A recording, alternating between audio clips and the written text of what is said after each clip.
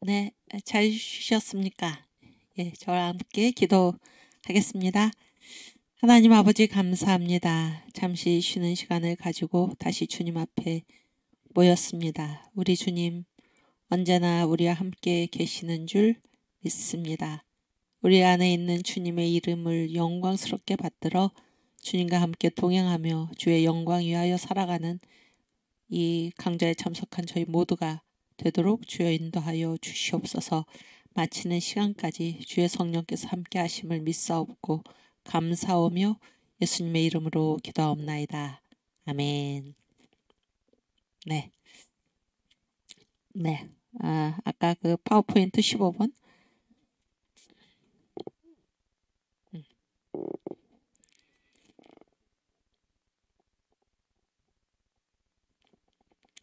네. 회심 이후 이승만에게 나타난 현상. 그래서 4번까지 우리가 했죠. 4번까지. 5번은 뭔가? 긍정적 사고. 긍정적 사고. 여러분, 예수를 믿는 사람들은 부정적인 사고를 하지 않습니다. 긍정적으로 사고를 합니다. 긍정적으로. 예, 제가 여기에 이제 써놓은 거는 뭔가 하면은 1912년에 한국교회 핍박이라는 책을 이제 이승만이 출간을 합니다. 한국교회 핍박. 이게 이제 그 105인 사건, 105인 날조 사건이죠. 날조 사건은 뭐 없는 것을 조작을 했다 그런 얘기잖아요. 그래서 이 105인 사건이 뭔가 하면은 일본이 한국을 이제 합방한 이후에 이 자기네가 이 한국을 다스림에 있어서 가장 걸림돌이 되는 집단을 지목을 했는데 그게 바로 예수 믿는 사람들입니다. 예수 믿는 사람들. 그리고 그때 당시에 예수 믿는 사람들이 특별히 어떤 지역에 막강했나. 그러니까 이 예수 믿는 사람들이 예수를 믿을 뿐 아니라 예수를 믿기 때문에 이 사람들이 또 열심히 일을 하고 신앙을 가지고 열심히 일을 하고 그래서 이제 이 민족 산업, 우리 민족 산업 이런 자본을 가지고 있는 그런 사람들이 신앙도 좋고 또 그 신앙에 따른 힘도 있는 이런 사람들이 그 평안도하고 황해도 이 지역에 몰려 있었습니다. 평안도하고 황해도. 그래서 이 105인 사건은 거기를 서북 지역이라고 그러죠. 이 서북 지역에 있는 이 기독교 세력을 완전히 말살시키기 위해서 일본이 조작한 사건입니다. 조작한 사건. 이 날조, 그러니까 세계적으로 일본이 이제 망신을 당했는데 이승만이 이 사건 때문에 이제 그 이승만은 그때 당시에 한국에서는 대단한 지도자였다는 말이 부족할 정도로 이 박사학위를 받고 온 유일한 분이죠. 그때 당시에. 그래서 이 청년 이승만이 이제 이 105인 사건에서 이제 일본이 뭐예요 이게 체포하려는 거죠. 체포하려고 하자 그 마술을 이제 벗어나서 선교사들이 이제 이승만을 미국으로 보낸 것입니다. 미국으로. 아니 그게 아니고 그렇죠. 이때 이제 일단 그 아까 얘기했듯이 박사학위를 받고 나서 그래서 가서 이제 이 나라를 새롭게 하면서 이 국민이 주인된 그런 나라를 기독교 신앙에 입각한 그런 나라를 세워보고자 했으나 나라가 없어졌잖아요. 없어졌는데 그래서 그러한 모든 꿈을 포기하고 그대로 자기는 이왕 미국의 박사가 됐으니까 거기에 머물러 있었던 것이 아니라 다시 한국으로 귀국을 합니다. 나라가 없어졌는데도 대단한 분 아닙니까? 왔다가 이제 YMCA에서 청년 그 학감이죠. 그 일을 하다가 그래서 전도하고 청년들을 교육하고 여성들을 교육하고 이런 일을 하다가 이제 이 105인 사건으로 인해서 일본이 이 기독교 지도자들을 다 잡아들이기 시작을 했습니다. 이승만도 잡아들이려고 한 거죠. 그때 이제 선교사들이 이승만을 다시 미국으로 피신을 시킨 것입니다. 그래서 감리교 무슨 그 회의, 감리교 그 국제 대회에 참가한다. 한국의 감리교 대표로서 참가한다. 그런 명목으로 이승만을 이제 내보낸 것입니다. 그래서 그때 이승만이 다시 미국으로 와가지고 이게 하와이죠, 여기가. 거기에 가서 이제 펴낸 책이 뭔가 하면 바로 한국교회 핍박인데, 이 한국교회 핍박은 이 105인 사건, 105인 날조 사건을 다룬 것입니다. 다룬 그 책인데, 그 책에 그 서문에 이런 내용이 있습니다. 내가 왜 이 한국교회 핍박을 쓰는가? 저 안 가져왔는데, 한국교회 핍박을 왜 쓰는가? 여기 5번 긍정적 사고에 이런 말이 거기에 나와 있어요. 무릇 이 글을 쓰는 뜻은 일본의 잘못함을 알리고자 하는 것이 아니고 우리의 잘한 바를 알리고자 합니다. 이게 긍정적 사고죠. 긍정적 사고.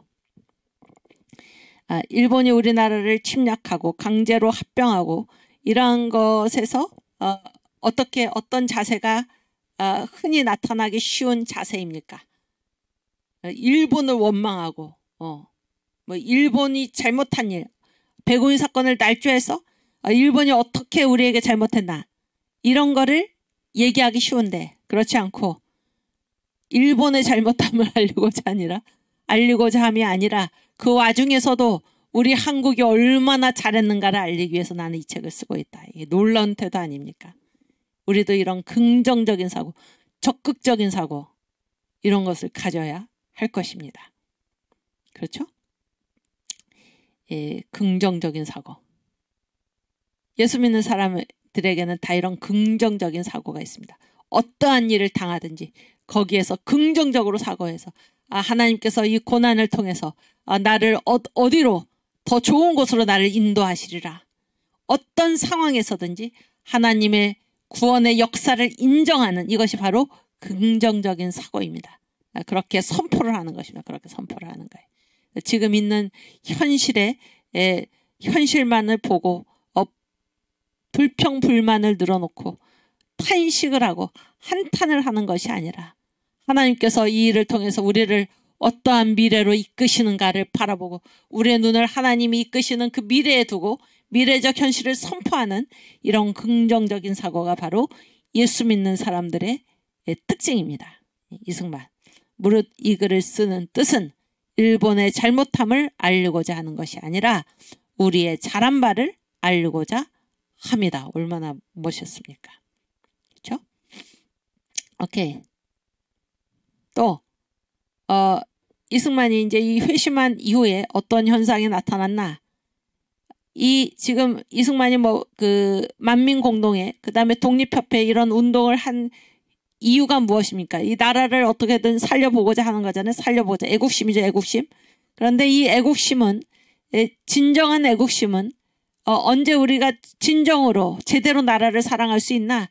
신앙에 바로 섰을 때만이 나라를 사랑할 수 있다라는 것을 이제 알게 된 거예요. 그래서 이 신앙과 애국심이 직접 연결된다 하는 것을 이승만이 고백하게 된 것입니다. 그래서 이 대한 사람의 소망은 이제 어디밖에 없나? 예수 교회밖에 없다. 대한 사람의 새 물줄기는 예수 교회라 이렇게 고백하고 있는 것입니다. 지금 이 광화문 운동 정광훈 목사님의 말씀 중에 여러분도 다 들으셨죠? 그러니까 지금 그 광화문에 1460개의 그 시민단체가 있어도 그 중에 어느 하나 어떤 결과 그런 운동을 했기 때문에 어떤 결과 어떤 것이 성취되었다 하는 것이 이루어진 것은 바로 우리밖에 없다 그런 얘기예요. 전 목사님을 필두로 해서 전 목사님이 2019년 6월 8일에 7개 항목을 가지고 시국선언을 발표를 하시면서 이 광화문 운동을 일으켰고 거기에 마음을 같이 한 그런 똑같은 위기를 느낀 모든 국민들, 모든 성도들이 함께 합심하여 이 온갖 고난과 핍박 가운데서도 우리가 굴하지 않고 이 일을 이끌어 온 것입니다. 물론 성령께서 하신 일이죠. 성령께서. 우리가 성령의 부르심에 우리가 화답을 해서 자기 몸을 사리지 않고 못 들은 척하지 않고 주님께서 부르시는 그 음성에 우리가 화답해서 광화문으로 뛰쳐나온 것 아닙니까? 그렇죠? 그런데 그 결과 우리가 어떤 일을 이뤄냈습니까? 우리가 어떤 일을 이뤄냈나요? 20년, 50년, 100년의 집권을 노래하던 저 문재인을 꺾고 이 대한민국의 주사파 세력을 꺾고 대한민국을 저 북한 체제로 이끌어가려는 그 세력의 그 야욕, 그 악한 계획을 우리가 꺾고 정권을 교체한 것입니다. 그래서 윤석열 정부, 자유우파 정부를 우리가 탄생을 시킨 것입니다. 그렇지 않습니까? 그 이후에 우리가 어떻게 했습니까? 그 이후에 지난번 지방선거에서도 우리가 많은 부분을 탈환해 올 수 있었던 것입니다. 그래서 이렇게 그 결과물을 낸 그러한 집단이 어디인가, 그런 세력이 어디인가, 지금 정광 목사님을 중심으로 하는 이 광화문 세력이다, 그런 얘기. 광화문 세력. 이것이 이 예술. 그런데 이 광화문 운동의 특징이 무엇인가? 우리 이 광화문 운동의 주제가 중에 하나가 무엇입니까? 바로 대한민국 노래죠. 거기에 뭐예요? 슬픔으로 낙심될 때 누가 나를 위로하리? 예수, 오직 예수. 대한민국. 사절이 뭐죠? 대한민국 우리 조국. 그 다음에 뭐죠? 갑자기 또 하려니까 생각이 안 나는데. 오직 성령이죠. 오직 성령. 그래서 이 대한민국을 살리는 이 힘이 어디에서 나오나? 신앙에서 나온다, 그런 얘기예요. 예수에게서, 또 성령에게서, 성령의 능력으로 모든 일을 할 수 있다. 이 신앙과 애국심의 직결, 이것을 선포하고 그리고 그 결과물이 그대로 나타난 것이 바로 이 광화문 운동이다, 그런 얘기입니다. 얼마나 감사합니까? 그렇죠? 대한민국 노래, 슬픔으로 낙심될 때. 여러분 이 찬송가를 불렀을 때 여러분 그 가사에 이런 것을 생각하면서 부르셨습니까? 이게 바로 그 노래입니다. 이 나라가 사는 그 길은 어디에 있나? 바로 예수, 성령, 청교도의 신앙으로 7천만을 구원하리. 청교도의 신앙으로 자유통일 이룩하자. 이 대한민국을 살리는 모든 힘은 이 신앙에서 나오는 것입니다. 신앙에서. 그렇지 않습니까? 그래서 정광 목사님께서 이 정권을 교체하고 나서 바로 시작한 것이 무엇입니까? 성령의 나타남 집회입니다. 성령의 나타남 집회. 오직 모든 일을 성령의 나타남으로 해야 된다 하는 것입니다. 신앙이 바로 이 모든 애국운동뿐만이 아니라 모든 일의 중심이요 출발점이다 하는 사실을 강조한 것이 아닙니까? 그렇죠? 우리가 앞으로도 마찬가지입니다. 앞으로도 이 싸움의 모든 끝, 이것이 가시화되는, 눈으로 드러나는 그런 막강한 그런 그 끝이 어디 있습니까? 1년 반 후에 있는 총선에 있는 것입니다. 그 모든 일을 우리가 무엇으로 해야 합니까? 오직 성령으로, 오직 예수로, 오직 신앙으로. 우리가 신앙으로 하나님의 이름을 높이 들고 예수의 이름을 높이 들고 싸울 때 우리는 끝내 승리할 수 있는 것입니다. 왜 유일하게 이 광화문 운동만이 무언가 결과를 낼 수 있었습니까? 이것이 바로 신앙운동이기 때문입니다. 모든 애국운동의 출발은 어딘가? 신앙입니다. 신앙. 이것은 하나님이 기뻐하시는 일이다. 하나님이 우리에게 맡겨주신 시대적 사명이다 라는 것을 알고 나서는 사람들을 누구도 막을 수가 없는 것입니다. 어떤 잠깐의 박해나 핍박이나 그 기간이 오래 끌지라도 이 신앙운동을 결코 막을 수가 없는 것입니다. 네, 우리 슬픔으로 낙심될 때 찬양 같이 부르겠습니다. 슬픔으로 낙심될 때 누가 나를 위로하리? 예수, 오직 예수. 험한 세상 나그네 길 인도하리. 누구인가? 예수, 오직 예수. 아멘. 나는 믿네 생명 되신 주님. 예수, 오직 예수. 믿음, 소망, 사랑 되신 주님. 예수 오직 예수. 귀한 생명 희생하여 누가 나를 구원하리. 예수 오직 예수. 내 마음과 성품 다해 사랑하리.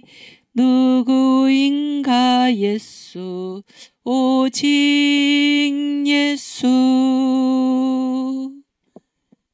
나는 믿네 생명 되신 주님.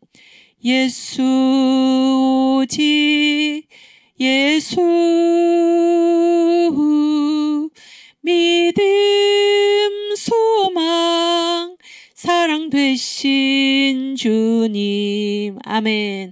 예수 오직 예수.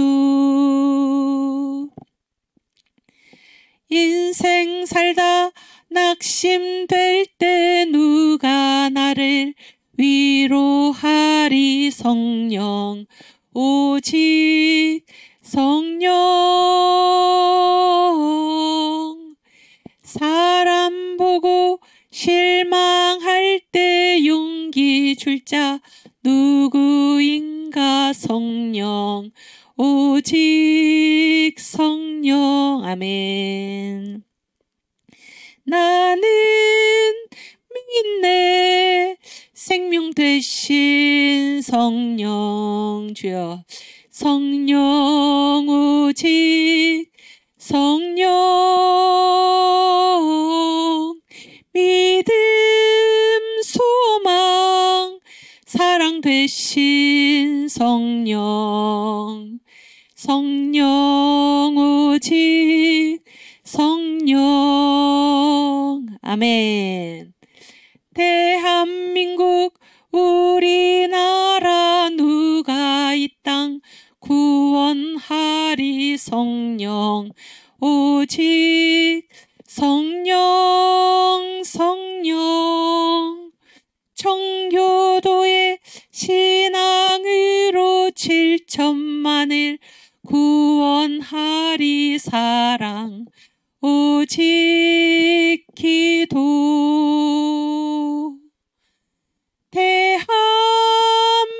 대한민국 소망 되신 성령. 아멘. 성령 오직 성령.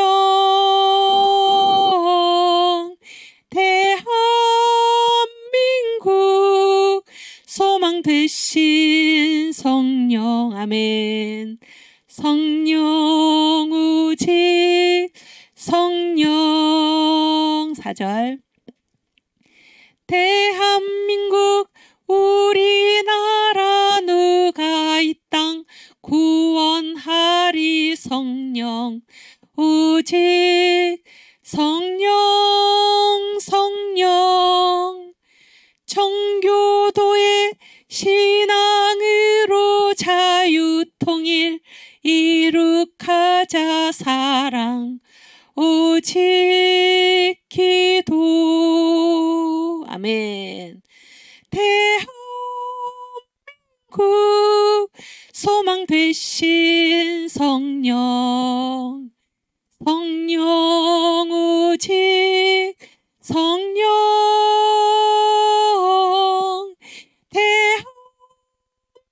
대한민국 소망 되신 성령. 아멘. 성령 오직 성령. 아멘. 주님 감사합니다. 아멘. 네.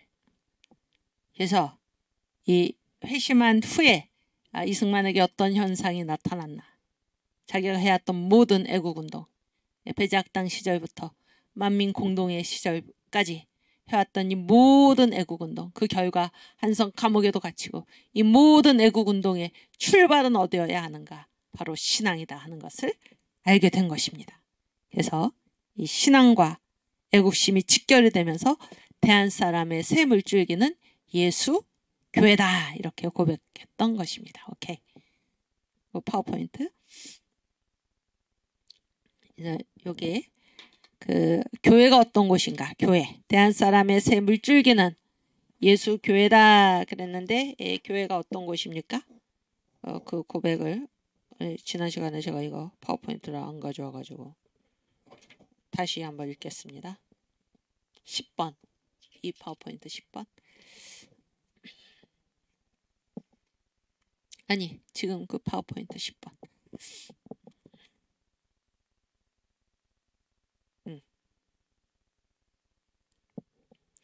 여러분 교회가 어떤 곳인지를 잘 아시기를 바랍니다. 그래서 이 교회 때문에 우리가 이 문재인 정권의 그 지긋지긋한 5년 50년 같았던 그 5년을 우리가 버텨냈는데 교회 때문에 우리가 버텨낸 것이죠. 교회가 어떤 것인가? 이승만 아까 말씀드린 한국교회 핍박 우리가 일본의 잘못함을 알리고자 함이 아니라 우리의 잘한 일을 알리고자 합니다. 여기에 나오는 이 책에 나오는 이야기입니다. 이승만이 뭐라고 그랬나? 일본이 조선은 먹었지만 정신은 못 먹었다. 그 이유가 무엇인가? 한국 교회 때문이다라는 것입니다. 우리나라가 없어졌어도 교회는 살아있는 것입니다. 교회가 어떤 것입니까? 여러분 잘 보세요. 첫째, 교회는 사람들이 자유롭게 모일 수 있는 장소이다. 여러분 이 식민지의 특징이 무엇입니까? 자유가 없는 것이죠. 자유가 없는 것입니다. 그러나 교회는 사람들이 자유롭게 모일 수 있는 장소이다. 아멘. 둘째 교회 안에는 뭐가 있습니까? 교회 안에는 왕성한 활동력이 있다. 이 안에 성령이 계시는 사람, 예수를 믿는 사람, 예수를 구주로 영접한 사람, 성령이 그 안에 들어와 계신 사람은 어떻습니까? 살아있죠? 예.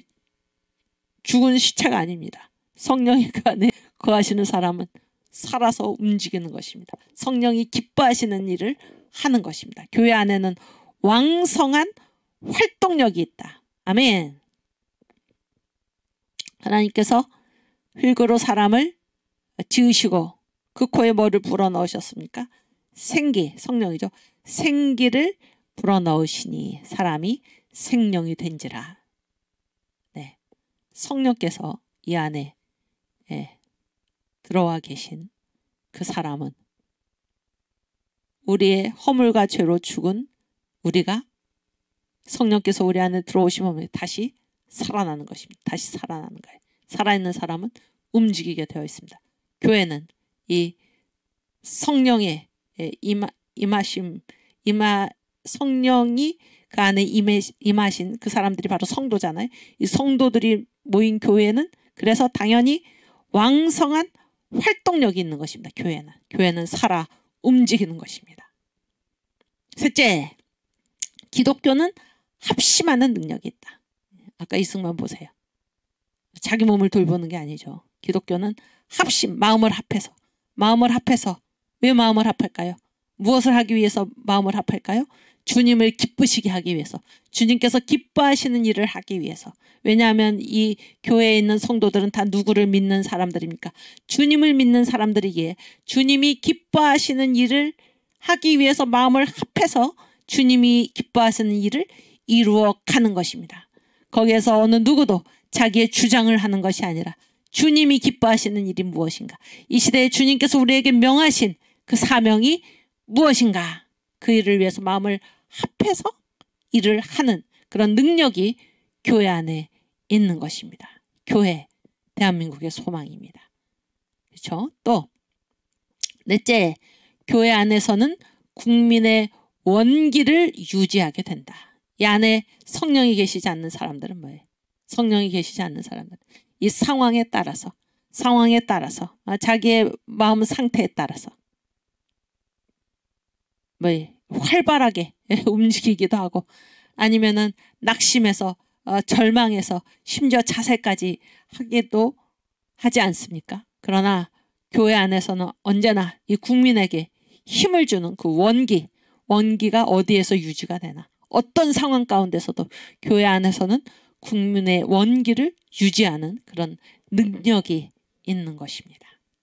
다섯째, 교회는 청년 교육에 힘쓰고 있다. 청년이라는 말을 만들어낸 그러한 곳이 바로 교회입니다. 교회. YMCA, 대한기독교 청년 연합회죠. 대한기독교 청년 연합회. 청년. 교회는 미래 세대, 미래 세대를 육성하는 그 일에 가장 앞장서서 힘쓴 곳이 어디인가? 바로 교회입니다. 교회. 이 땅에 도대체 학교라고는 지금 1930년에 최남선이 그런 말을 했어요. 최남선이 누군지 아시죠? 최남선이 누군가요? 독립 선언서를 기초했던 그 사람 아닙니까? 그런데 이 최남선은 그의 인생 전체를 봤을 때 이 기독교에 대해서 그렇게 우호적이었던 사람이 아닙니다. 우호적이었던 사람이 아닌데도 1930년에 어떤 말을 했나? 교회라고 하면 아니 교회가 아니고 지금 조선에서 식민지죠. 학교라고 하면은 대개가 다 뭐밖에 없나? 예수교회 부설. 예수교회 부설의 것밖에 없다. 그런 얘기. 이게 뭡니까? 이 식민지 한국에서 학교는 다 누가 세웠다는 것입니까? 교회가 세웠다는 거예요. 교회가. 아시겠죠? 교회가. 그래서 이 청년 교육, 이 미래 세대를 키워내는 교육. 그래서 이 교회가 세운 학교가 어디서부터입니까? 심지어 그때 유치원도 다 교회 계통에서 만들어진 것입니다. 유치원부터 대학까지. 그때는 일제시대니까 이 한국에는 대학을 허락하지 않았죠. 여기서 이제 밀립대학. 그러면 국가가 일본이 안 세워주면은 우리 힘으로 대학을 세우겠다, 이런 밀립대학 설립 운동이 1920년대 초반에 이제 일어났습니다. 그래서 마지못해 세운 대학이 어디냐면 바로 경성제국대학인데 그 이전까지 이 대학이라는 명칭을 주지 않았습니다. 명칭을 주지 않고 이 지금의 대학교에 해당하는 그런 학교들의 그 최고 수준의 고등교육을 행하는 그런 학교들의 준 이름이 뭔가? 전문학교입니다. 전문학교. 그래서 지금 연세대학교 있잖아요.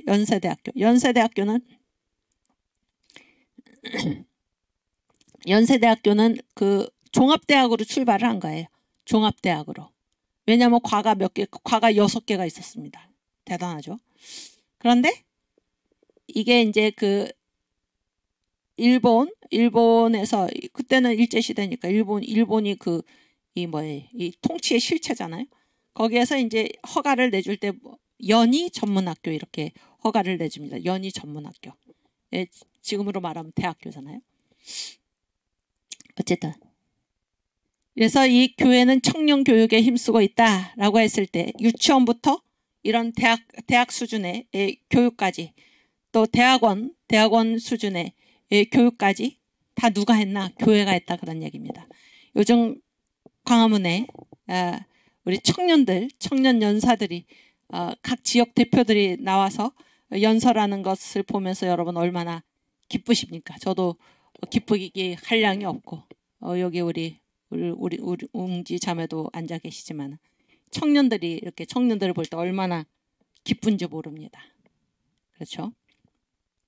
헛된 곳에 끌려다니고 이 정교조 교육에 의해서 그 정신이 멍들고 그 마음이 병들어서 있다가 뒤늦게 바로 여러분들 때문에, 우리 정광 목사님 때문에, 정광 목사님이 쓰신 이승만의 분노 때문에, 또 여러 어른들의 이 애국 운동 때문에 그런 걸 듣게 되면서 그 심령이 깨우치게 되어가지고 돌아온 이 청년들 얼마나 기쁘십니까, 여러분. 그래서 이승만이 그때 1912년에 일본 조선을 먹었지만 정신을 못 먹은 이유, 그 중에 하나가 교회가 청년 교육에 힘쓰고 있다 그랬는데 지금도 마찬가지입니다. 지금도 주사파 대한민국을 못 먹습니다. 우리는 끝내 승리할 것입니다. 왜 그렇습니까? 청년 교육에 힘쓰고 있는 우리들이 있기 때문입니다. 교회가 있기 때문입니다. 이 교회가 대한민국의 소망입니다. 이게 청년들 얼마나 이쁜지 몰라요. 또 이들이 어떻게 하겠습니까? 이들이 이제 그 다음 세대를 또 이들이 이끌어 낼 것입니다. 이끌어낼 거예요. 그렇죠? 그 다음 파워포인트. 아니 아까 그거. 여섯째 기독교인들은 우상을 섬기지 않는다. 여러분 이 우상이라는 말에 우자가 무슨 우자인가요? 우자. 거짓이 거짓. 우상이 신인가요? 참 신인가요? 우상이? 가짜죠? 가짜. 그런데 자기가 진짜인지 하는 겁니다. 진짜인지 하는 거. 이게 우상이잖아요. 기독교인들은 우상을 섬기지 않는다. 기독교인들은 누구만 섬깁니까? 참신 하나님만을 섬깁니다. 여러분 보세요. 그 인생이 가짜를 섬긴다. 얼마나 허망하겠습니까? 네? 우상의 목을 매면서 우상을 섬기는 일에 그 인생이 바쳐진다면 얼마나 허망하겠습니까? 그러나 일본이 조선을 먹었지만은 정신을 못 먹은 이유는 무엇인가? 우상을 섬기지 않는 기독교인들, 가짜를 섬기지 않는 기독교인들. 이 우상에는 나중에 뭐까지 해당이 되겠습니까? 일본이 하나님 자리에다가 앉혀놓은 천왕까지 포함이 되는 것입니다. 제가 그 안희숙 여사 죽으면 죽으리라 그 책을 뭐 어렸을 적에 읽었는데 제가 얼마 전에 작년에 다시 읽었는데 거기에 보면 이게 무슨 문제입니까? 이 일본의 천황은 신이 아니다 그런 거예요. 신이 아니다. 근데 일본이 계속해서 강조하는 것은 무엇입니까? 이 천황이 신이다라는 거잖아요. 천황은 신이 아니다. 그래서 여기에 굴복할 수 없다. 이 신사에 참배할 수 없다 하는 것입니다. 기독교인들은 우상을 섬기지 않는다. 이 신앙을 지킨 이 분들 때문에 이 한국의 성도들 때문에 오늘의 이 대한민국이 있게 된 것입니다. 여러분 거짓에 속아 넘어가서는 안 됩니다. 정광 목사님이 쓰신 책 제목 중에 하나가 무엇입니까? 거짓에 무너진 대한민국이죠. 거짓을 섬기면은 무너지게 되어 있습니다. 망하게 되어 있어요. 거짓에 속으면 안 됩니다. 이 사탄이 누구의 압입니까? 거짓의 압입니다. 사탄의 언어가 뭔가? 거짓말이에요. 사탄은 거짓말을 자기 본성의 언어로 말한다 이렇게 성경이 얘기하고 있죠. 요한복음 8장 44절.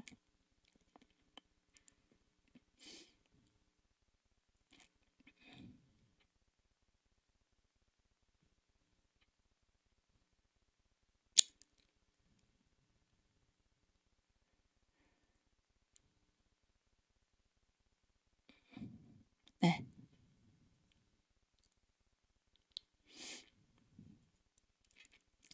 함께 읽겠습니다. 너희는 너희 아비 마귀에게서 났으니 너희 아비의 욕심을 너희도 행하고자 하느니라. 저는 처음부터 살인한 자요 진리가 그 속에 없으므로 진리에 서지 못하고 거짓을 말할 때마다 제 것으로 말하나니 이는 저가 거짓말장이요 거짓의 아비가 되었음이니라. 그러니까 거짓을 말할 때마다 자기 언어로 말한다 그런 얘기예요. 거짓의 아비, 거짓말장이 이게 바로 사탄입니다. 마귀입니다. 그렇죠?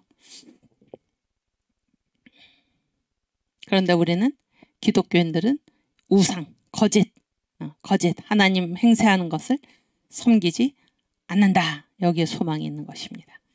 오케이. 그 다음 아까 그 파워포인트 7째. 이 한국교회 때문에 일본이 우리를 못 먹었는데 정신을 못 먹었는데 이 교회는 7째 덕성과 정의를 지닌 선교사들의 영향을 받았다. 이 덕성과 정의 이게 기독교인의 특징이죠. 불의에 굴하지 않습니다. 불의에 굴하지 않아요.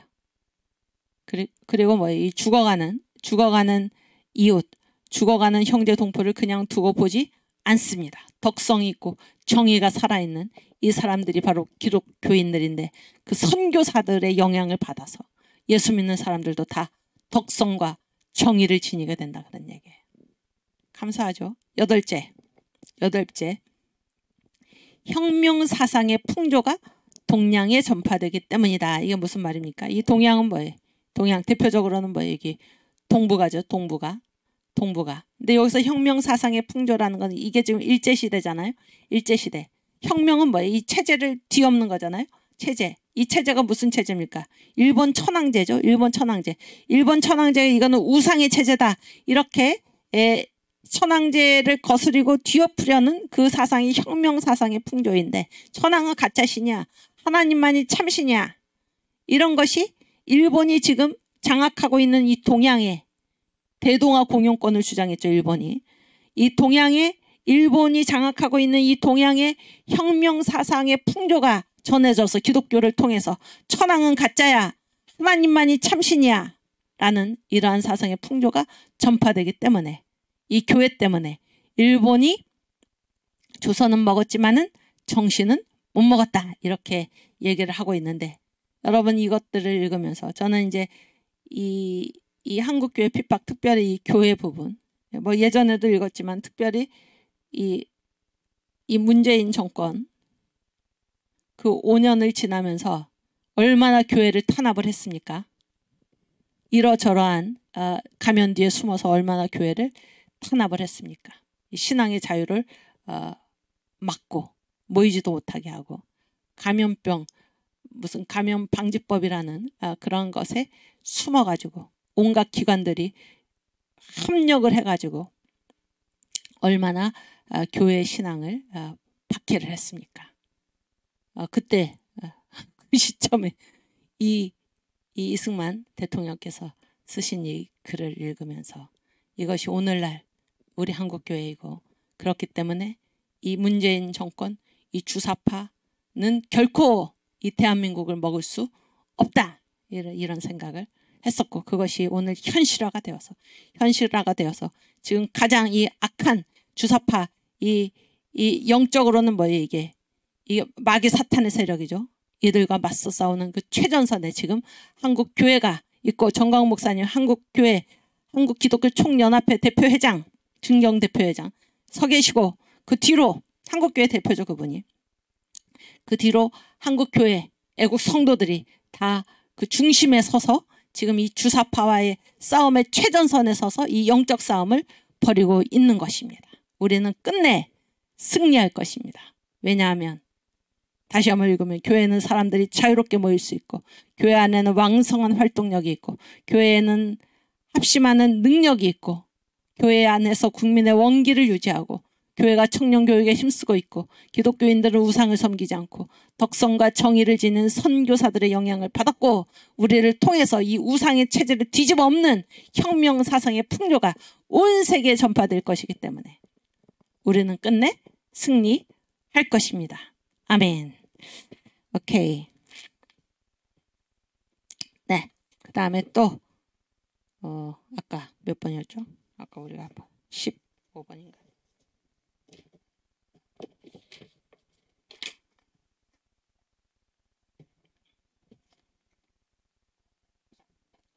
그렇지. 15번.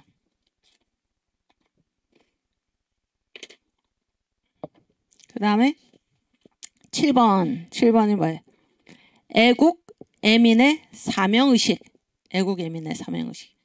그러니까 예수를 만난 후에 성령 세례를 받은 후에 이승만에게 어떤 현상이 나타났나. 나라를 사랑하고 백성을 사랑하고 그것이 단순히 사랑하는 마음으로서가 아니라 그것이 그의 무엇으로 다가온 것인가? 그의 사명으로 다가온 것입니다. 사명. 하나님께서 나를 왜 이 땅에 보내셨나? 이 땅에 왜 보내셨나? 이 한국 아직까지는 그 합병되기 전이니까 이 망해가는 이 나라를 다시 새롭게 당당한 독립국가로서 새롭게 세우라고 하나님이 나를 보내셨구나. 근데 지금의 정부, 이 조정, 이 고관들은 다 썩어 문드러져서 이 나라를 끌고 갈 힘도 없고 그런 의지도 없고 마음도 없고 그랬을 때 누구를 일깨워야 하나? 누구를 일깨워야 합니까? 국민들, 백성들을 일깨워야 한다라는 이 애국 애민의 사명의식이 이때서부터 이승만에게 나타나는 것입니다. 그래서 대한 사람의 새 물줄기는 예수교회라 그랬을 때 우리는 정부를 기대할 수 없다. 이 관리들을 기대할 수 없다. 그래서 예수를 먼저 믿은 우리가 선봉이 되어서 백성을 깨우쳐야 된다. 백성을 깨우쳐야 된다. 그래서 이 예수교회 새 물줄기를 이 대안에 널리 펼쳐야 한다. 이런 것을 이때서부터 주장을 한 것입니다. 이 얘기가 지금 어디에 나오는 얘기입니까? 그가 감옥 안에서 신학월보에 기고한 글에 나오고, 이러한 사상이 어디에 나옵니까? 독립정신에 바로 그러한 한 사람 한 사람이 다 지도자가 되어서 일어나서 백성을 일깨워야 한다. 그래서 이 나라를 새롭게 세워야 한다라는 것이 이 한성 감옥에서 회심 이후에 성령 세례가 그에게 임한 이후에 나타난 현상입니다. 애국애민, 단순히 나라를 사랑하고 백성을 사랑하는 것으로 그치는 것이 아니라 이것이 나의 시대적 사명이다. 우리 예수 믿는 사람의 시대적 사명이다. 이렇게 하나님으로부터 받은 사명으로까지 연결시킨 이것이 바로 회심 이후에 이승만에게 나타난 현상입니다. 그 다음에 또 어떤 현상이 나타났나? 인사이드 아웃, 직관력, 관통력, 인사이드. 그러니까 안에 있는 건 원래 안 보이잖아요. 근데 안에 있는 것을 바깥에서 훤히 들여다보는 이게 인사이드 아웃의 능력이죠. 직관력이고 관통력이죠. 이건 사람의 능력이 아니죠. 성령의 능력입니다. 성령 은사가 그에게 나타났고, 그 다음에 한국의 지정학을 꿰뚫는 능력. 그래서 이승만이 여기 그 독립정신에 보면은 여기에 이제 그 한국을 둘러싼 여러 나라들 있잖아요. 다 여기 얘기를 하고 있습니다. 다. 둘러싼 나라들 뿐만이 아니라 저 멀리 떨어진 미국까지. 그렇게 해서 이 지금 청나라, 일본, 러시아, 미국. 그래서 미국에 대해서 뭐라고 얘기합니까? 미국은 이 영토 야역이 없다는 게, 한국에 대해서 영토 야역이 없다. 너무 멀리 떨어져 있기 때문에. 그리고 이 나라는 어떤 국가인가? 기독교 국가이다.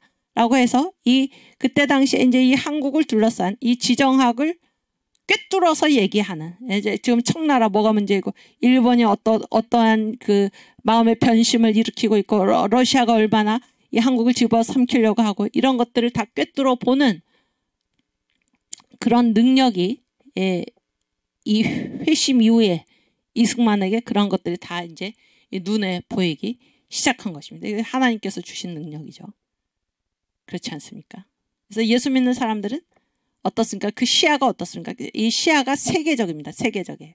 단순히 내가 속해 있는 이 나라의 문제가 아니라 전 세계적으로 역사하시는 하나님의 역사를 바라보는 그런 능력이 있는 것입니다. 그게 예수 믿는 사람이죠. 그래서 제가 이게 지금 역사 과목이잖아요. 우리가 이제 시대의식을 분명히 하고 살아야 된다. 그래서 지금 이 시대가 어떤 시대인가 하는 것을 우리가 꼭 알아야 된다. 그런 얘기죠. 그래서 이제 그거를 정광 목사님의 역사 설교를 가지고 제가 몇 번 말씀을 드렸는데, 첫 번째는 뭐예요?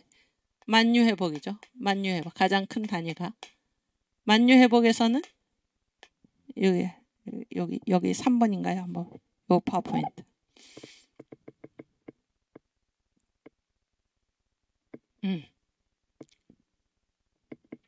그 앞에 미안해. 그 하나 앞에. 가면서 그렇지. 이거 보면서 말씀드릴게요. 만유회복. 그래서 이제 우리가 살고 있는 곳이 여기 빨간색 아담의 나라죠. 아담의 나라. 그런데 뭐가 있었습니까? 그 이전에 천사의 나라가 있었고, 이게 심판받아서 없어졌고, 지금 아담의 나라고, 이 아담의 나라 이후에 뭐가 임합니까? 메시아 나라가 임하는데, 지금 우리가 지금 아담의 나라에 살고 있으면서 메시아 나라가 임하기를 지금 기다리고 있다. 이런 역사 의식을 가지고 살아야 돼. 사람이 이 세상 살 때 아무 정신없이 아무 의식 없이 살아가는 것이 아니라 내가 지금 어디에 살고 있나를, 어떤 시대에 살고 있나를 알아야 됩니다. 지금 우리는 아담의 나라, 메시아 나라를 고대하는 그러한 시대에 살고 있고, 그런 얘기예요. 이거는 뭐 우리뿐만이 아니라 하나님이 성경에서 말하는 창세전에, 그러니까 이 세상, 이 아담의 나라를 세우시기 전에 그런 얘기잖아요. 이 아담의 나라. 그 다음에 하나님의 구원 역사 경영은 이 아담의 나라에서 주님께서 구원 역사를 쭉 이끌어 오신 것입니다. 그래서 아담, 노아, 아브라함, 이삭, 야곱, 모세, 그렇게 해서 쭉 종교개혁을 거쳐서 미국, 그 다음에 지금 하나님의 이 구원 역사, 이 복음의 촛대가 어디에 있나? 지금 한국에 있다 그러는 거예요. 한국에. 이게 바로 시대의식입니다. 시대의식. 지금 하나님의 구원 역사 경영, 그 복음의 촛대가 한국에 있다는 건 우리가 할 일이 있다 그러는 거예요. 우리가 이 시대에 할 일이 있다. 얼마나 감사합니까? 네. 또 7대 짐승을 이기자. 그래서 이제 이게 다 실현됐죠. 여러분 역사만큼 하나님의 구원 역사를 확증하는 것이 없습니다. 역사. 왜냐하면 역사에서 그대로 다 실현이 되었기 때문입니다. 그래서 역사만큼 하나님의 살아계심과 하나님이 이 역사를 이끌고 계신다는 사실을 역사만큼 명백하게 우리에게 증거해 주는 것이 없는 거예요. 근데 이 거대한 역사를 통한 분명한 증거를 보고도 하나님을 믿지 않고 예수께서 다시 오심을 믿지 않는다. 정말로 어리석은 사람입니다. 그 사람은 자기의 지성이, 자기의 이성이 뭐보다 더 훌륭합니까? 이 역사에, 2000년 역사에 주님 오시기 전부터 저 7대 짐승을 이기자 이집트에서부터 성경에 다 나타나 있죠.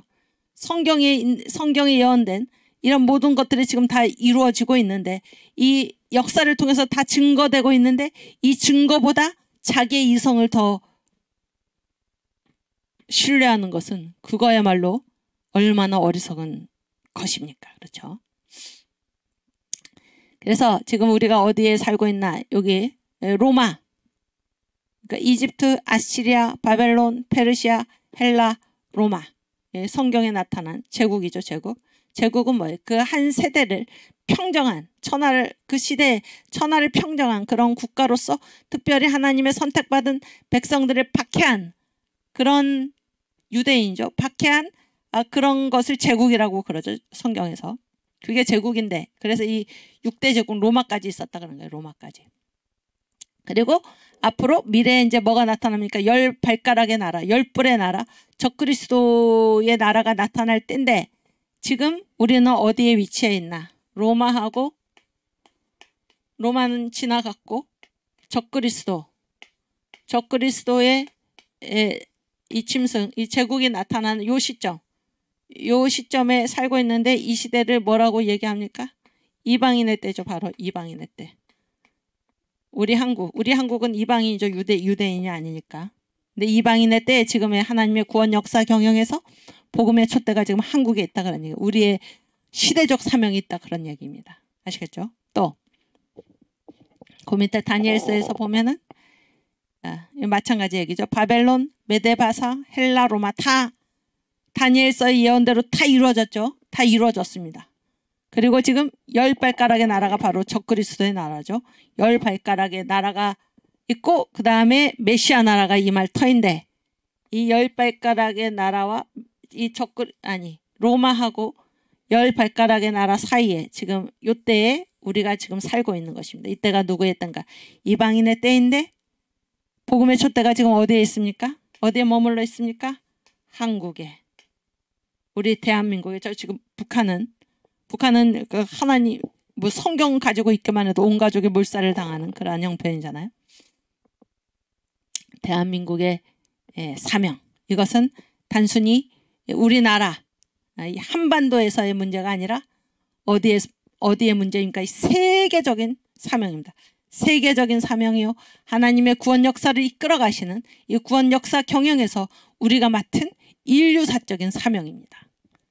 그 사명을 여러분 또 제가 정광 목사님 이 사명을 일깨워 주시고 지금 이 시대에 이 주사파의 영적 전쟁에서 우리가 나가서 싸우는 이것은 단순히 대한민국을 구하는 일뿐만이 아니라 저 북한의 동포들을 구해내는 일뿐만이 아니라 이것이 세계적인 사명이다. 그러니 세계적인 사명. 우리 주님 오실 길을 예비하는 이방인의 때가 지나기 전에 다시 한번 이방인의 회개의 운동이 일어날 터인데 거기에 주역이 누가 되어야 되는가? 지금 이 역사의 흐름에서 증거하듯이 역사가 증거해왔듯이 지금 한국이 그 일을 감당해야 한다는 것입니다. 이 시대적 사명, 역사적 사명, 세계적 사명, 인류사적인 사명, 하나님의 구원 역사 경영의 그 현시점을 알고 여러분과 제가 정광 목사님과 함께 이 시대적 사명에 나선다는 것이 얼마나 감사합니까? 그렇죠. 그래서 우리가 단순히 나라를 사랑하고 또 우리의 함께 동포된 우리의 이웃을 사랑하고 단순한 사랑이 아니라 이거는 하나님으로부터 받은 시대적인 사명으로서 그렇게 해야 한다 라는 것인데, 이승만 대통령이 그가 한성 감옥에서 회심 이후에 성령 세례를 받은 이후에 그에게 나타난 현상 중에 하나가 무엇인가? 나라를 사랑하고 백성을 사랑하는 일을 사명으로 알았다 그런 얘기예요. 사명으로. 아시겠죠? 오케이. 또 마지막 15번 아까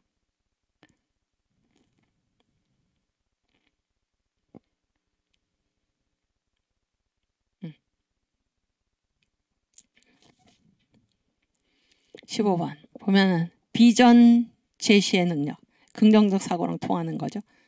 그래서 긍정적 사고는 뭐예요? 이 현실에서 일본이 잘못한 것을 알려고자 하는 것이 아니라 우리의 잘한 바를 알려고자 합니다. 그런 건데, 그래서 미래지향적입니다. 미래지향적. 그래서 어떻게 할 것인가? 10번 이 글이 더 나아가 우리 민족 전체에게 유익을 주었으면 하는 바람이다. 그래서 이 예수 믿는 사람에게는 어떤 능력이 있습니까? 어떤 현상이 나타납니까? 비전을 제시하는 거예요. 비전을. 그래서 우리가 예수 믿는 사람들을 뭐라고 부르냐? 지도자라고 부릅니다. 지도자는 남달라야죠. 남하고 똑같으면 안 됩니다. 이 정원 목사님이 그 윤석열 대통령 취임하시고 난 다음에 자주 하신 그 비유죠. 비유. 저는 바둑을 잘 몰라요. 잘 모른다기보다 전혀 모릅니다.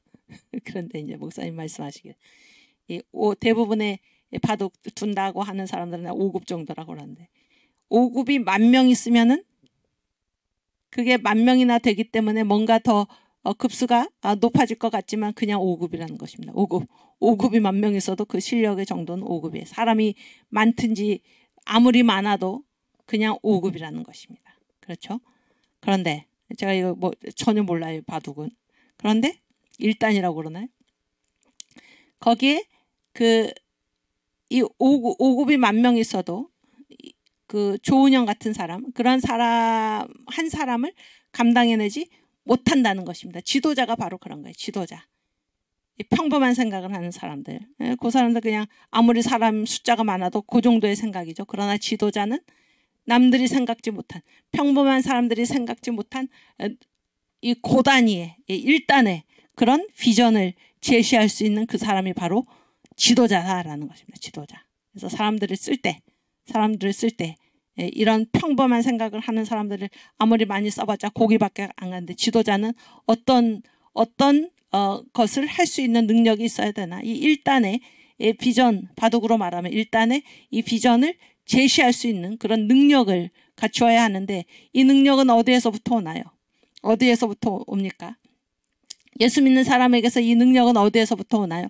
이승만이 평범한 사람이었는데 그가 어떻게 인사이드 아웃의 능력을 가지게 되었습니까? 그가 어떻게 한국의 지정학을 꿰뚫는 능력을 가지게 되었습니까? 그가 이제 겨우 1904년이면은 겨우 30살입니다. 30살. 우리 나이로 30살이고 만 나이로는 29살, 28살밖에 안 됐는데 그때 어떻게 이 훤하게 이 국제 정세를 꿰뚫는 그런 능력을 갖출 수 있었을까요?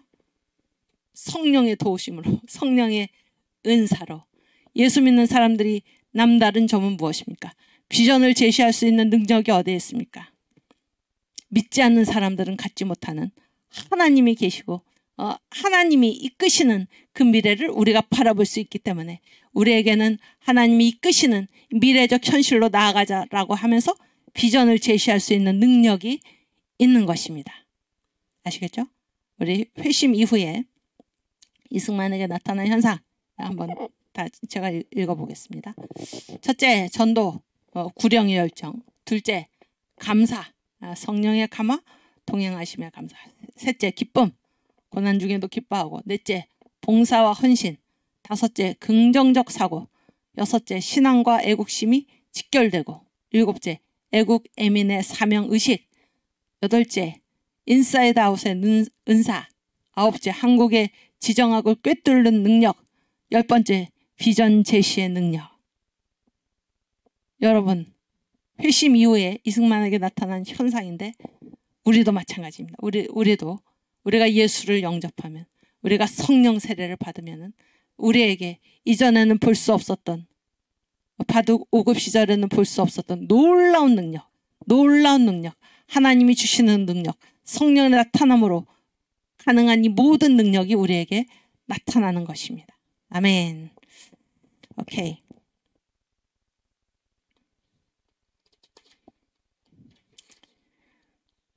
그리고 17번.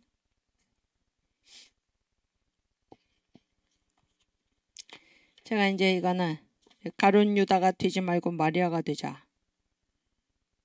제가 이제 청교도 신학원 제1기부터 이 가룟 유다하고 마리아를 제가 정말 많이 생각하게 되었습니다. 가룟 유다하고 마리아. 성경을 한번 읽어볼까요? 요한복음 12장 1절부터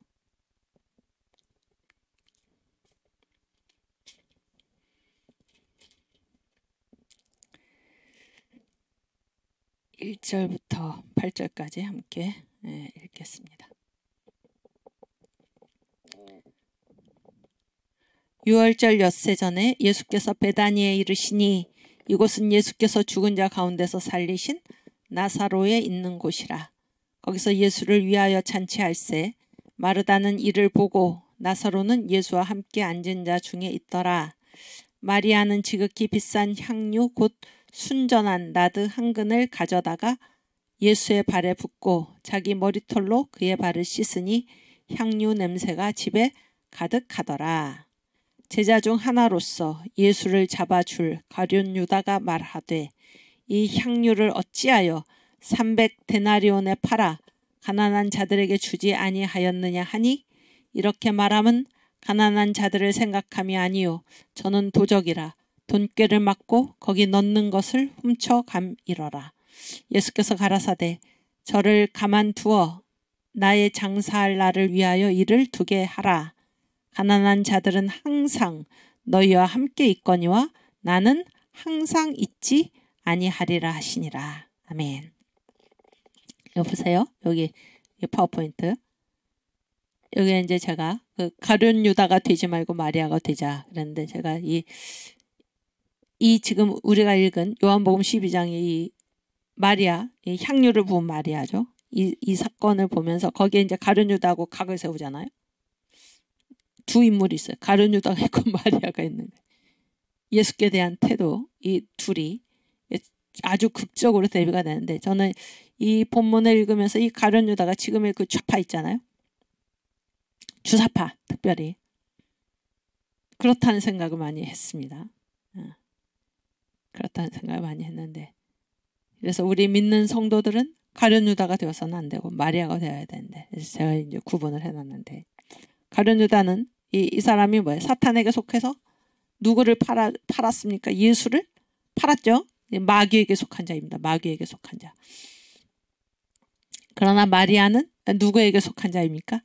예수에게 속한 자입니다. 둘 중 하나예요. 여러분은 예수에게 속해야 하겠습니까? 마귀에게 속해야 하겠습니까?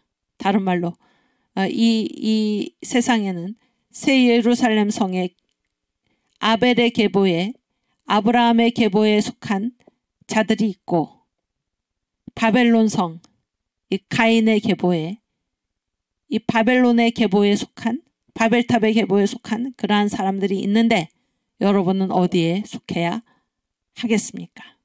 그렇죠? 여러분은 가룟 유다처럼 마귀에게 속한 자로서 사시겠습니까? 아니면 마리아처럼 예수에게 속한 자로서 사시겠습니까? 우리 아까 영적 주소 얘기했는데 우리의 소속을 분명히 해야 할 것입니다. 두 번째 본문을 읽어보면은 여기에 그 말했죠. 말을 한 사람. 말을 한 사람이 누굽니까? 누구만 말했나요? 마리아는 아무 말이 없어요. 아무 주장하는 게 없습니다. 마리아는. 그러나 누가 주장을 하나 이 가룟 유다는 뭘 주장을 합니다. 뭐를 주장을 합니까? 공의를 주장을 합니다. 공의를. 왜?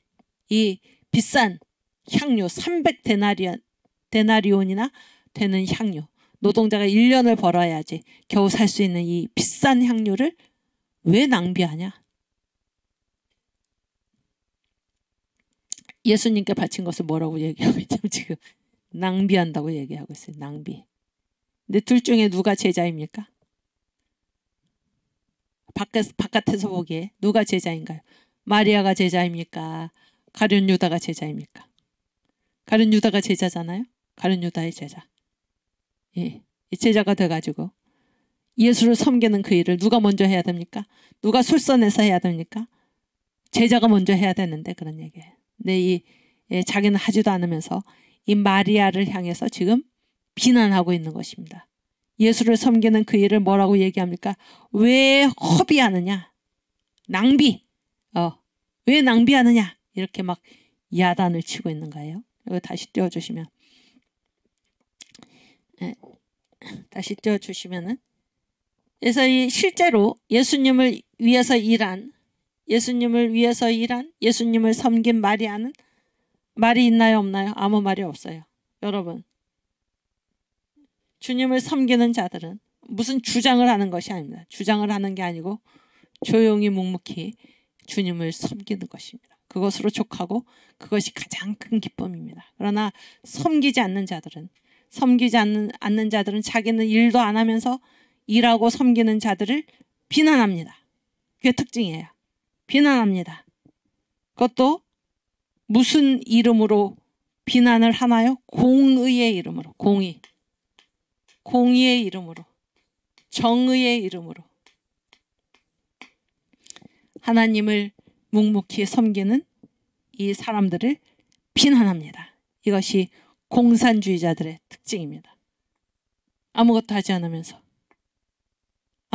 않으면서 실질적으로 하나님이 기뻐하시는 일을 내가 하리라 라고 아무 말 없이 이 사회를 주님께서 기뻐하시는 쪽으로 이끌고 또 그 뒤처진 사람들을 돕고 하는 이들을, 이 교회를, 그런 기독교인들을 이 공산주의자 이들이 계속해서 비난을 퍼부었던 것이 사실입니다. 자기들은 아무 일도 하지 않으면서 말로만 공의를 외치고 정의를 외치면서 왜 교회가 가난한 자를 돕지 않는가?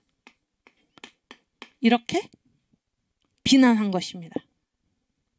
그러나 요즘은 이 가난한 자, 이 소위 말하는 사회복지 사업을 다 누가 하고 있습니까? 요즘은 다 누가 하고, 국가가 지금 맡아서 하고 있죠. 그러나 이 국가가 누가 하는 일을 사실 뺏은 것입니까? 그동안은 다 누가 했나요? 교회가 다 있잖아요. 교회가 하던 일을 지금 이제 국가가 이것을 뺏어가지고 한 것입니다. 그러면은 이러한 그 도움을 받는 그 사람들이 어디에 매이게 되어 있습니까? 어디에 자꾸 매이게 되나요?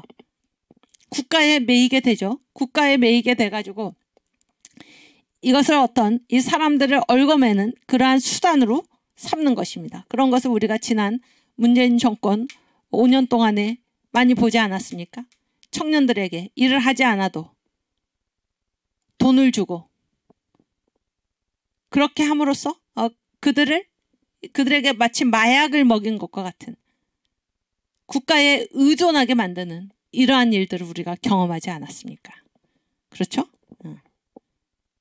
그런데 이 그러한 국가에서 이 기독교에 대해서 특별히 문재인 정권과 이 좌파 정권, 노무현 정권 때도 마찬가지고 그때 얼마나 기독교에 대해서 이 언론이나 이 모든 것들을 통해서 이 기독교를 매도하고 모욕하는 일들이 많았습니다. 지금도 마찬가지이고 지금도 이 언론들을 다 그쪽에서 장악하고 있기 때문에 얼마나 아주 이 도를 벗어난 그러한 일들이 많이 자행되고 있습니까? 그런데 그들이 내세우는 것이 무엇이에요? 교회는 아무 말 없이 이제까지 한국을 섬겨온 것입니다. 한국 사회를. 이제까지 대한민국에 건국을 하고 민족을 개화시키고 독립운동을 하고 건국을 하고 새마을운동 산업화를 하고 또 민주화를 이루고 또 지금 제2의 건국까지 다 누가 했나요?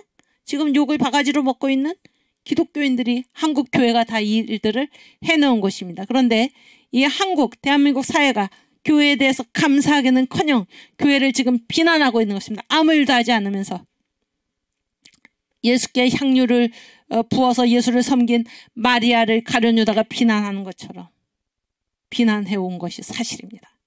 이 좌파 주사파의 행태죠. 그러면서 뭐를 내세워서 비난하나. 자기들은 아무것도 안 하면서 공의와 정의를 내세우면서 왜 가난한 자들, 자기들은 가난한 자들에 대해서 손끝 하나 한 일이 없으면서 왜 가난한 자들을 외면하고 왜 이 비싼 향유를 팔아가지고 가난한 자들을 도와야지 왜 예수께 허비하는가 이런 말을 하고 있는 것이 사실입니다. 그렇죠? 또 파워포인트 보여주세요. 파워포인트 보여주세요.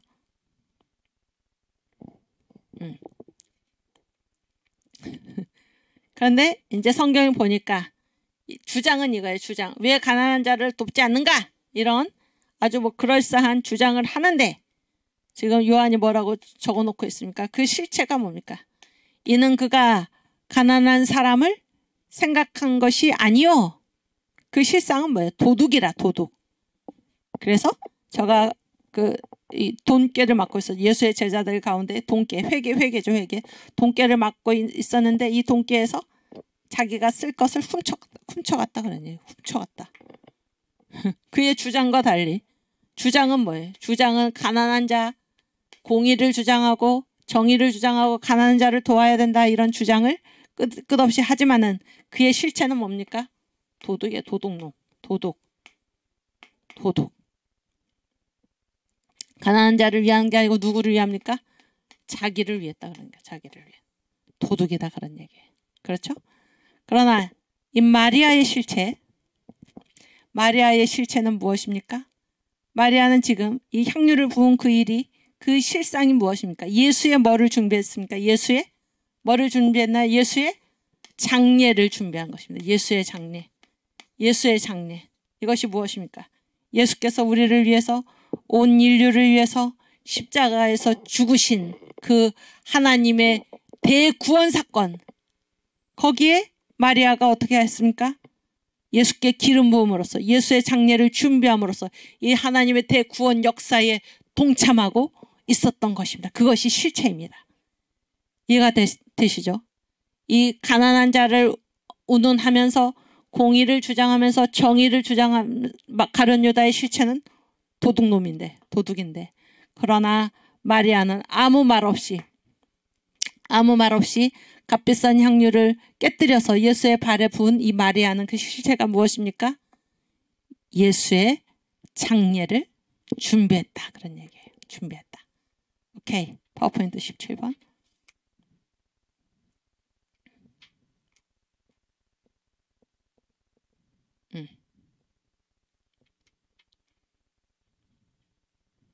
그리고 예수에 대한 태도를 보세요. 예수에 대한 태도. 여러분 성경 많이 읽으시죠? 저도 성경을 아무리 읽어도 가룟 유다가 평소에 예수님께 대해서 예수님의 말씀을 청종했다든지 무슨 예수님께 대해서 어떤 태도를 보였다 그런 게 없어요. 이 12 중에 하나인데도 그런 게 드러나지 않습니다. 전혀. 왜 드러나지 않았을까요? 그런 자세가 없었기 때문이에요. 가룟 유다한테는. 그러나 마리아는 예수께 대한 태도가 무엇입니까? 헌신입니다. 헌신. 가룟 유다는 나중에 예수를 뭐예요? 은 30에 팔아 넘기죠? 그런 것을 봤을 때 가룟 유다가 예수를 어떻게 대했습니까? 자기를 위해서 예수를 이용한 것입니다. 자기 이용의 대상으로밖에 생각하지 않았던 것입니다. 여러분은 가룟 유다가 되어야 되겠습니까? 마리아가 되어야 되겠습니까? 평소의 모습 성경을 통해서 봤을 때 평소의 모습이 무엇인가? 가룟 유다는 자기 중심입니다. 예수님께 예수를 위해서 예수님의 말씀에 복종하고 이런 것이 없습니다. 예수의 제자라고 따라다니지만은 자기 중심입니다. 돈깨를 맞고 거기서 자기 쓸 것을 훔쳐간 그런 사람입니다. 그러나 마리아는 평소의 모습이 무엇입니까? 예수의 발치에 발 아래 무릎 꿇고 앉아서 주님께서 하시는 말씀에 귀를 기울였습니다. 그래서 마리아는 어떤 얘기도 들었습니까? 예수께서 십자가에 못 박혀 죽으시고 3일 후에 다시 살아나리라. 이런 말씀도 마리아가 들었던 것입니다. 그래서 향유를 깨뜨려서 예수의 장례를 준비할 수 있었던 것입니다. 말씀을 청정한 마리아가 예수님의 이 구원 사역에 동참할 수 있었던 것입니다. 여러분 신앙생활을 한다고 하면서 여러분의 평소의 모습이 내가 예수를 믿는다고 하면서도 나 중심으로 살아가고 계십니까? 아니면 주님의 말씀에 귀를 기울이면서 그 말씀을 청종하고 계십니까? 우리는 가룟 유다가 되어서는 안 되고 마리아가 되어야 할 것입니다. 또 그 밑에 보면 여기 예수님 말씀 중에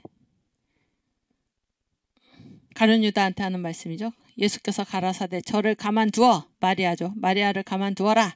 나의 장사할 날을 위하여 일을 두게 하라. 가난한 자들은 가룟 유다한테 하는 말씀입니다.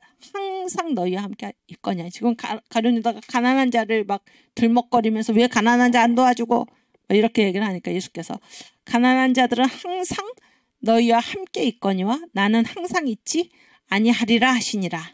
그래서 지금 예수님 가난한 자들은 언제나 있어요. 가난한 자들은 언제나.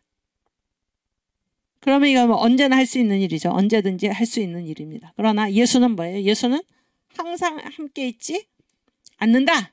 예수는 이제 십자가에 죽으신다 그런 얘기죠. 그러면 지금 예수님이 겪으실 그 일, 이 시대를 분별한 사람이 가룟 유다와 마리아 중에 누구입니까? 마리아죠. 마리아는 평소에 예수님의 말씀을 청정했기 때문에 예수께서 앞으로 어떤 일을 겪으실 줄을 알았던 것입니다. 그래서 이 시기를 지금 분별했던 것입니다. 시기를 분별해서 마땅히 할 일을 한 것입니다. 그러나 가룟 유다는 평소에 예수의 말씀을 듣지도 않고 예수의 12 제자 중에 한 사람이지만 자기 중심적으로 살았던 것입니다. 지금 이 시기를 분별하지 못한 것입니다. 예수께서 곧 죽으신다라는 그것을 가룟 유다는 분별하지 못하는 것입니다. 그래서 이 가룟 유다과 이 주사파 이 마귀에 속한 자 이들의 특징은 무엇입니까? 시대를 분별하지 못하는 것입니다. 그러나 예수께 속한 자들은 어떤 특징이 있습니까? 시대를 분별을 합니다. 왜 시대를 분별을 합니까? 이 역사를 이끌어 가시는 누구를 바라보기 때문입니까? 하나님을 바라보기 때문입니다.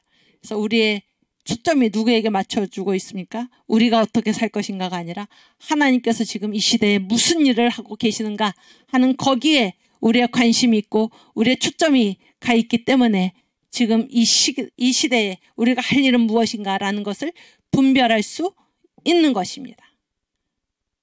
가난한 자들은 항상 너희와 함께 있어서 언제든지 너희가 도울 수 있다 그런 거예요.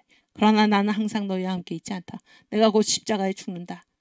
그때 시대를 분별하는 사람이라면 무슨 일을 해야 하겠습니까? 그렇죠? 오케이. 그래서 이 시대를 분별 못한다 이것을 제가 거기에 뭐라고 써놨냐면 낭만이라고 했어요. 낭만. 여러분 공산주의에서 말하는 것이 무엇입니까? 유토피아죠. 유토피아가 어디에서 가능하다는 거예요? 이 땅에 천국을 건설할 수 있다는 거잖아요. 이게 낭만이라는 건 뭐예요? 낭만의 반대말이 뭡니까? 현실이죠. 현실. 낭만은 이상인데 근데 이 공산주의는 이 이상, 유토피아가 이 현실에 세워질 수 있다 이렇게 얘기를 하는 거예요. 근데 이 유토피아라는 말은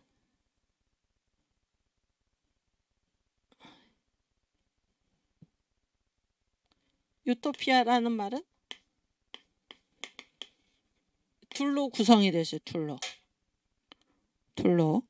그래서 유하고 토피아입니다. 유라는 거는 없다라는 뜻이에요. 없다. 토피아는 뭐예요? 이 땅이죠. 땅. 이 현실에서는 불가능하다 그런 얘기예요. 그러나 공산주의자들 이 주사파들, 아까 말하는 우상을 섬기는 자들, 이거는 뭐예요? 없는 것이 가짜가 진짜라고 섬기는 자들이죠. 가짜가 진짜다. 그래서 이들은 상당히 낭만적입니다. 낭만적이라는 말은 다른 말로 해서는 현실을 부인한다 그런 얘기. 현실을 부인한다. 그러나 이 마리아, 시대를 분별한 마리아는 뭐예요? 지금 이 현실, 지금 우리가 살고 있는 이 시점, 내가 지금 걸어가고 있는 이 현실, 이 시점이 무엇인가를 정확하게 보는 그러한 사람입니다. 그래서 예수 믿는 사람은 이 시대의식이 없는, 말에 그치고 마는 이러한 낭만을 얘기하지 않습니다. 말뿐으로 그치는, 전혀 현실 감각이 없는 그러한 이 가룟 유다 같은 얘기를 하지 않습니다.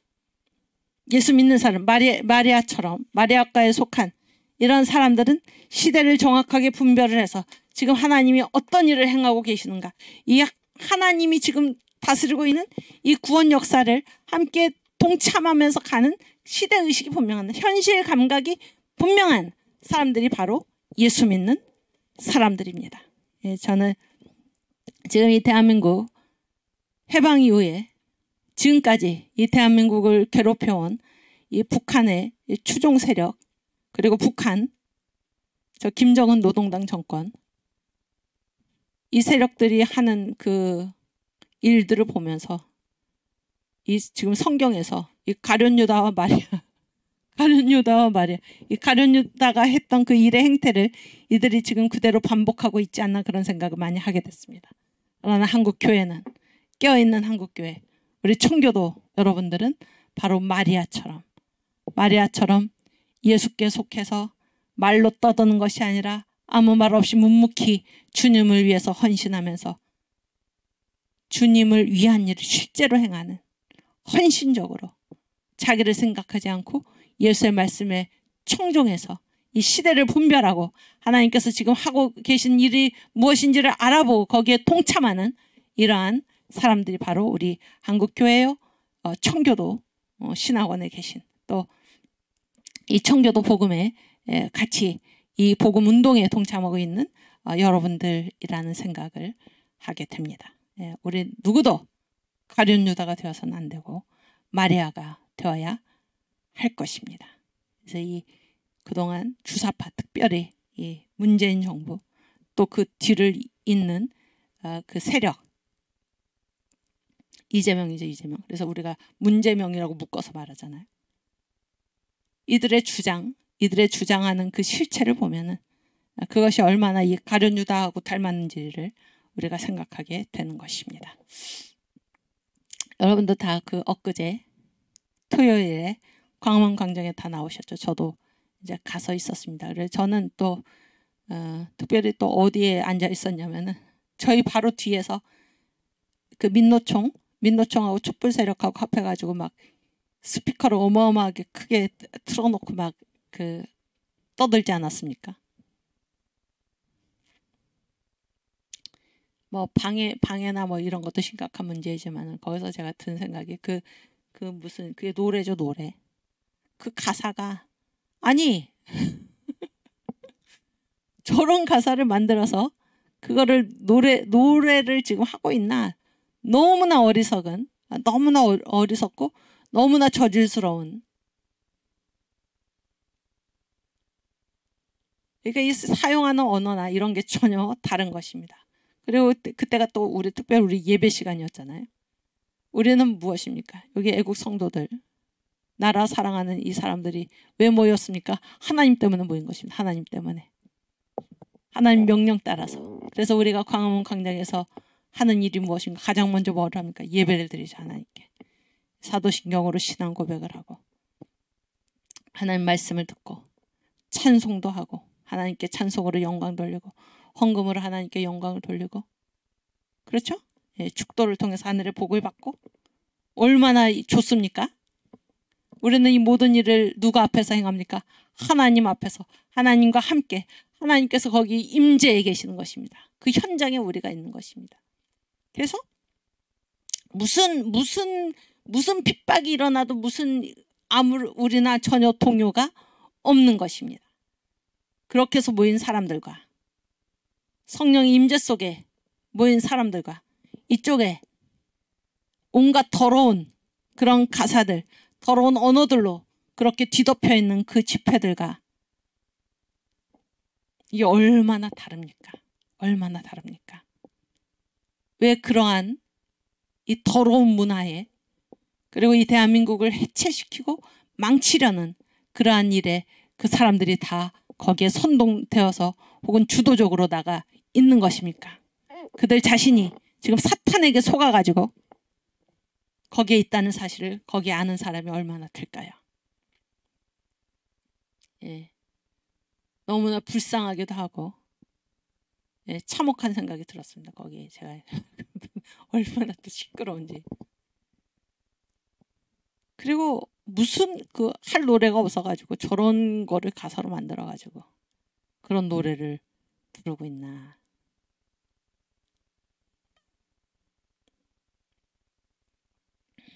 그래서 우리가 예수 믿는다는 것이 얼마나 감사한 일이고 우리가 예수를 믿기 때문에 지금 이 대한민국 기독교 입국론, 기독교 신앙에 입각해서 세워진 이 나라, 자유민주주의, 자유시장경제, 한미동맹의 이 나라를 우리가 지켜내는 것, 그리고 이 복음으로 북한의 2,500만 동포를 해방시키고 북한을 복음으로 통일하고 예수 한국을 만들어서 우리가 이것을 가지고 세계의 선교 한국으로서 나서서 마라나타 아멘 주여 오시옵소서 우리 주님 오실 길을 예비하는 그 사명에 우리가 앞장서 있다라는 이 사실이 얼마나 감사한지를 다시 한번 생각하는 시간이었고, 저도 또 끝까지 또 행진해가지고 저기 청와대 앞까지 갔습니다. 가가지고 맨 마지막에 애국가를 부르는데 4절까지 1절부터 4절까지 부르는데 제가 지난 시간에도 말씀드렸지만 이 애국가가 원래 뭡니까? 찬송가입니다. 찬송가. 찬송가를 불러서 하나님께 영광을 돌린 것입니다. 얼마나 감사한 마음이 솟구치고 하나님께 대해서 감사하든지 그러한 시간이었습니다. 여러분 이왕 시간을 드리고 물질을 드리고 거기에 광화문 광장에 나가서 참여하는 일, 저 사람들도 마찬가지입니다. 거기 다 시간 들여갖고 다 나온 거 아닙니까? 헛된 일에 나서서 되겠습니까, 여러분? 나라를 망치는 일에 나서서 되겠습니까? 사탄에게 속아서 그 어리석은 일에 나서서는 되겠습니까? 우리가 이쪽에 새 예루살렘 성의 계보에 우리가 속해 있다는 그 사실이 얼마나 감사합니까? 얼마나 감사합니까? 우리가 걷는 길은 생명의 길입니다. 그러나 저 주사파의 세력이 걷는 저 길은 사망의 길입니다. 얼마나 감사합니까? 이 길을 끝까지 우리 주님을 붙들고 주님의 손을 꼭 잡고 끝까지 정광 목사님과 함께 우리 모든 믿는 성도가 한 마음이 되어서 이 나라를 반드시 재건국을 하고 저 주사파의 모든 무리를 이 땅에서 쓸어내 버리고 예수 한국 복음통일 이루어서 선교 한국의 사명을 잘 감당할 수 있기를 주님의 이름으로 축원합니다. 아멘. 우리 선교 한국 부르고 주기 너무나고 마치겠습니다.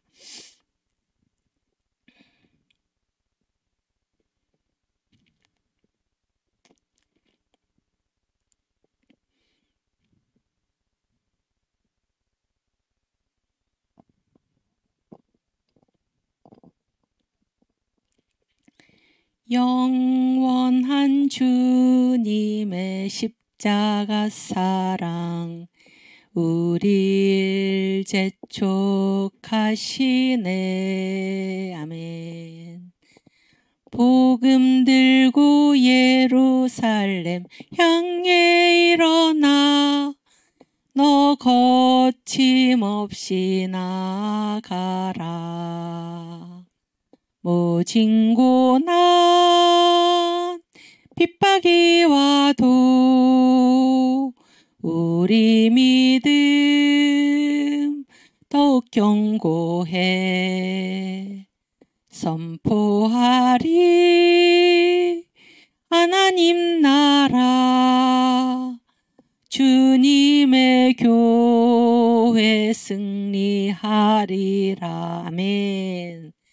주님의 명령 따라 한국교회 일어나리라.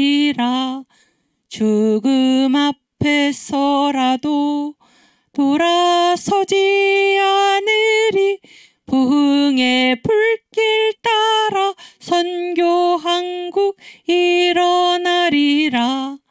우리 주님 다시 오실 때까지. 아멘. 주님 감사합니다. 우리 주기도문 하고 마치겠습니다. 하늘에 계신 우리 아버지, 이름이 거룩히 여김을 받으시오며 나라에 임하옵시며 뜻이 하늘에서 이룬 것 같이 땅에서도 이루어지이다.